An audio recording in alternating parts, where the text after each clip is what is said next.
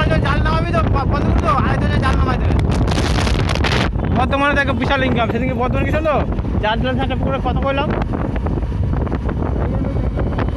না, ইনকাম বেশি নাই।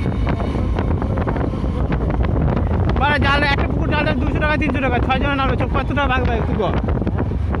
600 টাকা ভাগে ভাই, কত টাকা ভাগ হয়? আর যেটা বর্ধমানে একটা পুকুরে জাল টানতে নামে 250 মাছ দেবে, প্লাস এক একজনের 100 টাকা 150 টাকা না 200 টাকা মজুরি। তোমার মাছ হলে হলো না হলে দেখবে না বাড়া। আর আমাকে এনে বাড়া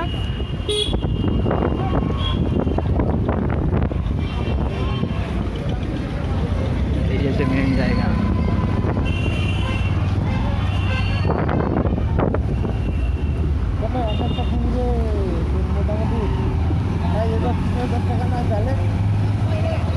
ওই পাটটা বই সারা হতো বুঝলি তো। না না জাল যে আমাকে যে বাড়ি পড়ছে যে পার পুকুরে না, ওই পুকুরে জাল না মানে 500 টাকা আর 300 টাকা দেখছি 500 টাকার মধ্যে হবে। আর ওই পুকুরে টানতে 6টা লোক লাগবেই, তাই 300 টাকা ভাগ কত টাকা পড়ে এই জন্য বললাম কতটা